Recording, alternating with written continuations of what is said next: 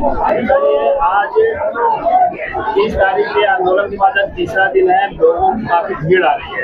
जिस तरह पुलिस ने कार्रवाई किया उसके बाद लोगों में काफी आक्रोश है, इस वजह से भीड़ ज्यादा हो रही है। क्या लगता है धर्मेंद्र प्रधान इस्तीफा देंगे? अरे धर्मेंद्र होते रहेंगे। मुझे एहसान खान कहते हैं, मैं समाजवादी पार्टी का फाउंडर मेंबर हूँ। इत्तेफाक से कांग्रेस पार्टी से लोकसभा का चुनाव भी लड़ गया था। 18 तारीख को मैं आया हूँ, तब से लगातार बना हूँ।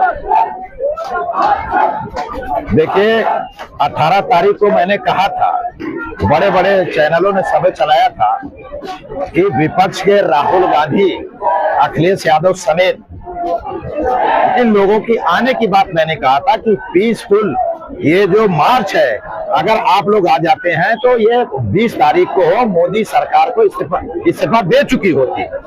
अब वो धर्मेंद्र प्रधान का इस्तीफा का सवाल बहुत दूर जा चुका है। अब सवाल है कि सरकार का इस्तीफा। धर्मेंद्र प्रधान का तब तक इस्तीफा था जब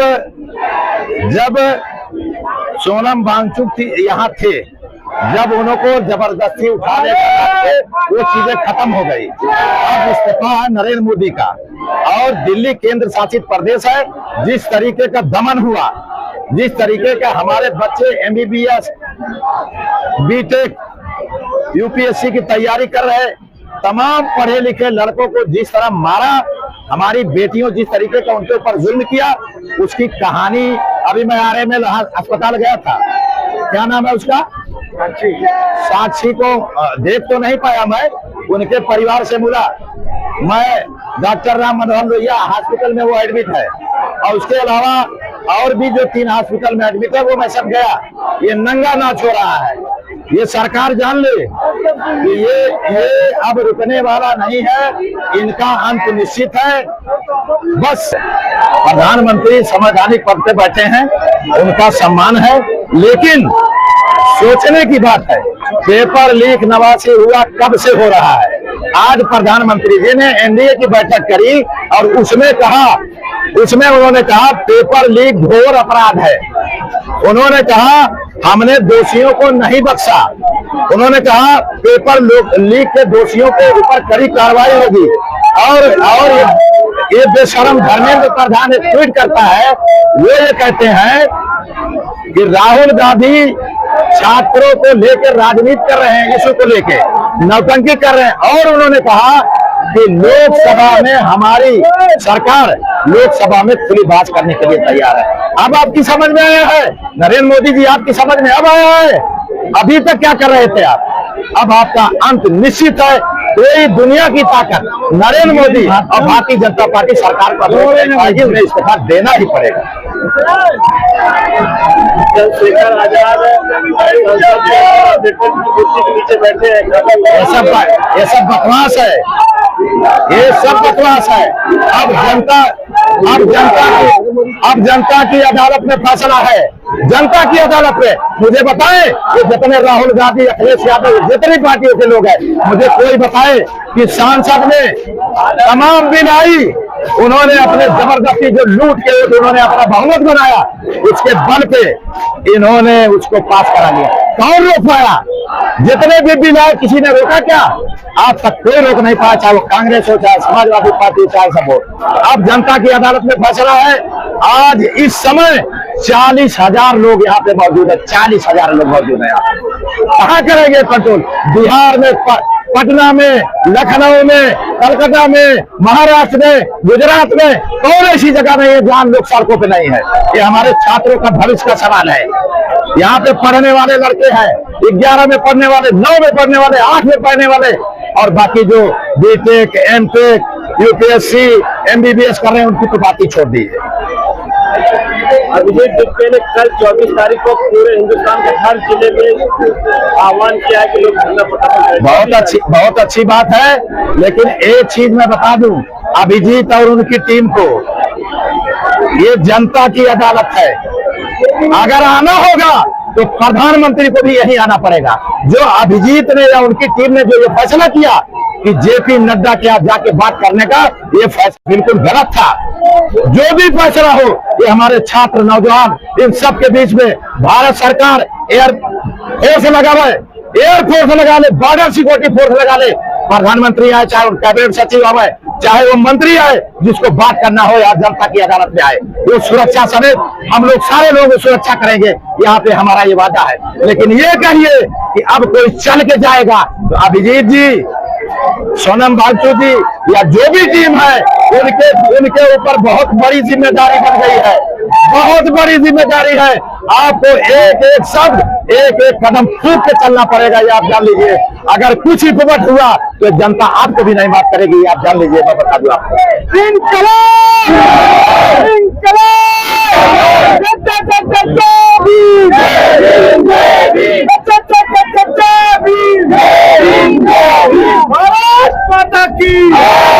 अब आप समझ लीजिए, कोई प्रदेश, कोई केंद्र शासित प्रदेश, आप ट्रेनों पे जाइए, बस अड्डों पे जाइए, रोड पे जाइए, आप कनॉट पैलेस पे चले जाइए, सब सैलाब है, बिल्कुल सैलाब है।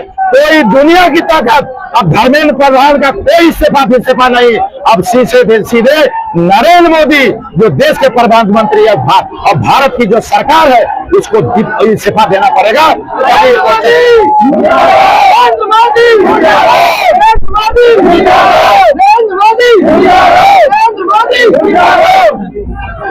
मंत्री जी को भी इस्तीफा देना पड़ेगा।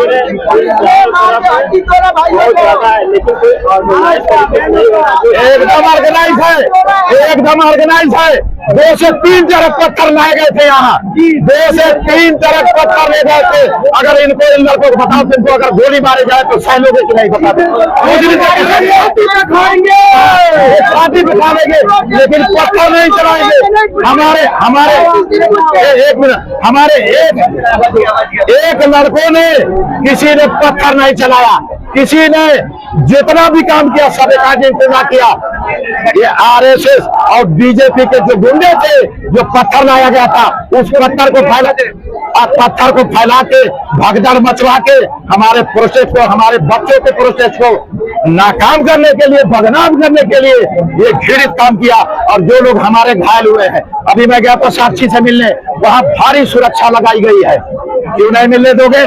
इसका इलाज हो रहा है, उसके परिवार के लोग हैं, खा रहे हैं कि पी रहे हैं कि भूखे मर रहे हैं, भारी सुरक्षा व्यवस्था लगा के पायलट गन का इस्तेमाल हुआ है यहाँ पर। और आंसू गैस और उसकी बात छोड़ दीजिए, नंगा नाच चलेगा। ये अंग्रेजों के शासन में भी जो नहीं हुआ, जो आज हुआ है, ये छात्र और नौजवान किसी कीमत पे इसको बर्दाश्त नहीं कर सकते।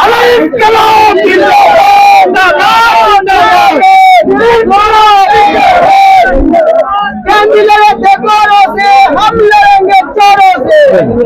गांधी लड़े थे गोरों से, हम लड़ेंगे चोरों से। सरकार के छात्रों को बरगलाया जा रहा है कांग्रेस की तरफ से, ऐसा सरकार। अरे ये तो कांग्रेस वालों ने, विपक्ष वालों ने गलती कर दी। काश मेरे कहने के अनुसार, मेरे कहने के अनुसार अगर 20 तारीख को राहुल गांधी, अखिलेश यादव, मायावती जो विपक्ष के नेता इस मार्च में शामिल हो गए होते, तो कोई दुनिया की ताकत मोदी सरकार को इस्तीफा देने से रोक नहीं पाती। और ये आप जान लीजिए, और एक बच्चे हमारे घायल नहीं होते, सारे विपक्ष के कसूरवार है, इनका कसूर है, इन्होंने अपना कर्तव्य नहीं निभाया। और ये आक्रोश सिर्फ पेपर लीक का है, मंदिर का चढ़ावा लूटा गया। एक मंदिर नहीं, अयोध्या समेत तमाम मंदिरों का चढ़ावा देता।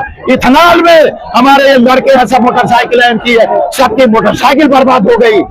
ये क्या बात करेंगे? ये जौहर विश्वविद्यालय को बंद कर रहे हैं, जो शिक्षा का मंदिर है, इसको बर्बाद कर रहे हैं। ये छान ले, योगी आदित्यनाथ को एक संदेश है मेरा, आप जान लीजिए, जंतर मंतर मोदी अमित शाह नहीं समझ पाए। अगर आपने, योगी जी, आपने बेवकूफी करी जौहर विश्वविद्यालय को लेके, तो आप उत्तर प्रदेश नहीं संभाल पाएंगे, मैं कहने आया। आखिर में मैं इन छात्रों, नौजवानों को ये संदेश देता हूँ, अभिजीत को संदेश देता हूँ कि एक बार नहीं, 3 बार, 4 बार आप मीटिंग करके तब कोई निर्णय लीजिएगा। इतना आसान काम नहीं है, बहुत बड़ी जिम्मेदारी आपकी है। बहुत बहुत धन्यवाद।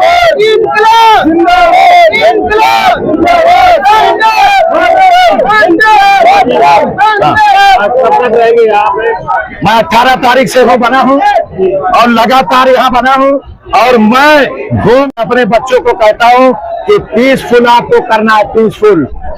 गोली चलावे, लाठी मारे, चाहे जो भी करें, आप खा लेना, आप याद कर लेना सुभाष चंद्र बोस के साथ क्या हुआ, चंद्रशेखर आजाद के साथ क्या हुआ, भगत सिंह के साथ क्या हुआ, अशफाक उल्लाह खां के साथ क्या हुआ और मंगल पांडे के साथ क्या हुआ।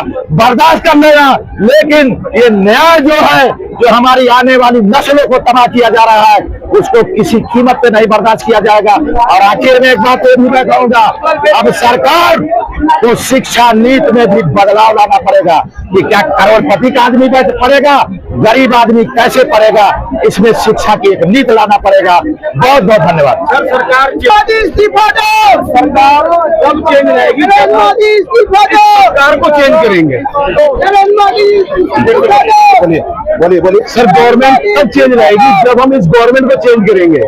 ये गवर्नमेंट तब चेंज रहेगी, और गवर्नमेंट को चेंज कौन करेगा? हम लोग। और जब तक ये गवर्नमेंट सत्ता में है तब तक भी कुछ नहीं हो सकता इस इंडिया का। ठीक है, धन्यवाद। ये सही है।